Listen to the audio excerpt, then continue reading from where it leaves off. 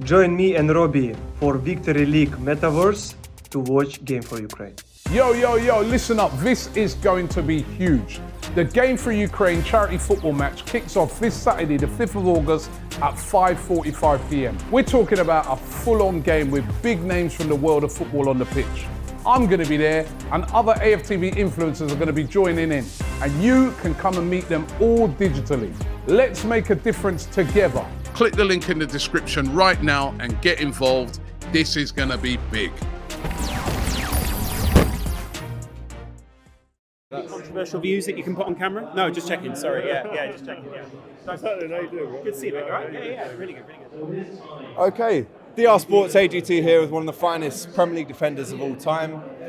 You've got a little bit of personal history with Robbie. I know there's a lot of back and forth last season. He's obviously the gaffer.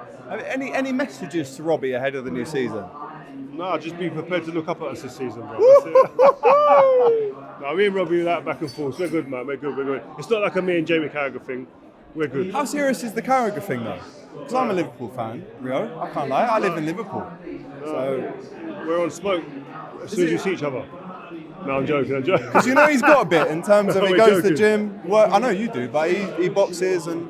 But we can all go gym. Rio's on it. What's it called? No. Me and Jamie, we're good pals, mate. Like, I mean, we grew up, we come through England squads as kids. Lily Shaw together? No, he went Lily Shaw, but we've been in England squads together as kids. We've always had a little bit of banter, so that's the way it is. It's good, man. Online, that's the way it goes. Strictly. Keep it online. Keep it online. Listen, Man United themselves have had a turbulent pre-season. I think that's fair to Turbulent? say. Yeah. Are you mad? Defeats to Wrexham, Forget the Dortmund results, and Real bro. Madrid. We lost loads of games in pre-season and still won the league and won Champions League. Don't matter. From your time? Yeah, we had bad pre-seasons. We used to go to like Japan and stuff like that, and or South Korea or China and get Used smoked. to lose out there. Yeah, we used to get smoked What sometimes. team were you putting out? No, seriously, we used to get our first 11 would get smoked sometimes, but it didn't have any relevance to the season. Don't take too Do you much really into believe pre-season. that in terms of, when Liverpool, I know I'm going to talk about Liverpool, but when Liverpool won the league, we lost to Napoli 4-0 in pre-season. Are you tells you. saying that goes out the window? Because there have been some rumours that United aren't looking up to where they should be at this point of the pre-season. So are you just knocking that off and saying, let's see what happens when August starts? Players, all they're thinking about at this point of the season is getting fit and being fit. Fucking hell, man. Can't get the staff rate. All the players. get that on yeah, 5. Man, no, don't happen on 5, Fucking but hell. only at levels, isn't it? But no, you know what? All that happens in pre-season. All you want to do is be fit, and players aren't going to be tip-top condition. Players are going to be searching for fitness, searching for their first touch and stuff like that. Some players take longer than others. That's a fact. Season starts 2-3 weeks, then you start getting the realness, and so I never ever take anything into consideration in pre-season. All smoke and mirrors for you. Yeah, completely.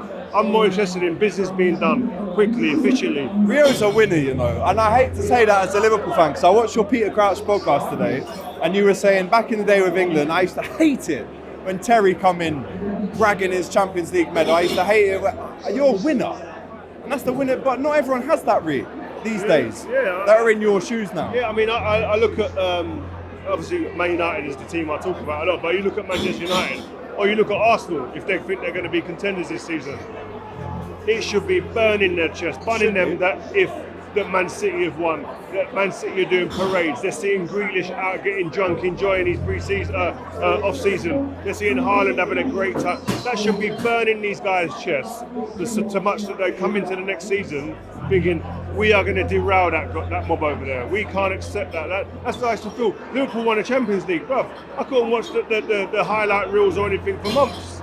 Do you remember the time that you met Stevie or Carragher for the first time after they won it? No, Like the because old lads from Champions League there. No, I just deleted all that. I didn't even watch it. I couldn't watch it. I love football. I watch all the games, every game.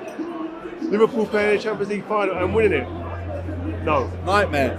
But and I'm sure that Stevie and those guys Deep down. didn't watch what we won. Yeah. They couldn't. You got to be like that, man. I'm on your side with that. I just feel like it's not a known. That doesn't happen these days. Everyone's I too think we don't pally-pally. know. I don't know if we don't know if that happens. And that's the You'd know question. better than me. That's the question that needs to be asked to these guys. Like, does it hurt you that the other team have won a lot, or are you okay? But do you watch it? Is it cool?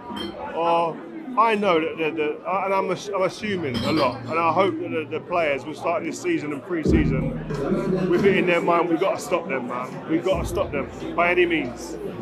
Okay, to finish off, Manchester United, where do they finish? And I'm going to say Liverpool and Arsenal, the biggest rivals that you've got. Let's exclude City because they're in their own lane. But the Man United, because I've got a bit of Darren Bent this season. I was at Soccer Aid with him. I said Liverpool finish above Arsenal. That's what I said. But then Flex has been running his mouth a lot as well, obviously. That's my bro, but he's right. We've got a bet. So who's finishing higher? Man United finished second in the Premier League. Talk to me. Talk to me. Tell me tips. Oh, yeah. Rio, what a See you, geezer. bro. Thank Nice you, brother. one. Really Take appreciate care, it. Make sure you watch TNT Sport. Make sure you watch 5, bro. What's And five. Like, comment, and subscribe. Yeah, 100%. Nice Big one. up, man. Yes, done. Appreciate it, bro. We want a good, healthy competition. So of course you have your own allegiances, but the likes of Harry Kane going to Bayern Munich, it makes the competition richer, doesn't it? Because it's the only way he's going to get into Europe. Yeah, it does. But I mean, being selfish and from England, you want to keep the best players here. Harry Kane falls into that category. So from a selfish point of view, I'd like that. But at the same time, I think it's about asking Harry Kane that question. What do you want to do? Do you want to be the top goal scorer in the Premier League history? If that's your goal and your drive, then he's obviously going to stay at Spurs. But if he wants to go and win things as an individual outside of England, maybe with a Bayern Munich, the opportunity to win a league, opportunity to win the Champions League, then you can see him maybe going that way. I don't think Spurs will sell to Man United. That's the killer point for Harry Kane. So I think the decision in terms of being in England is out of his hands. It's been taken out of his hands completely. But what would you do? I'd be gone. I've said it loads of times.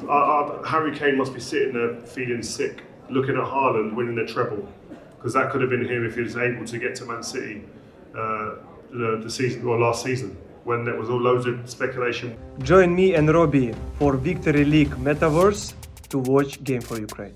Yo, listen up. This is going to be huge.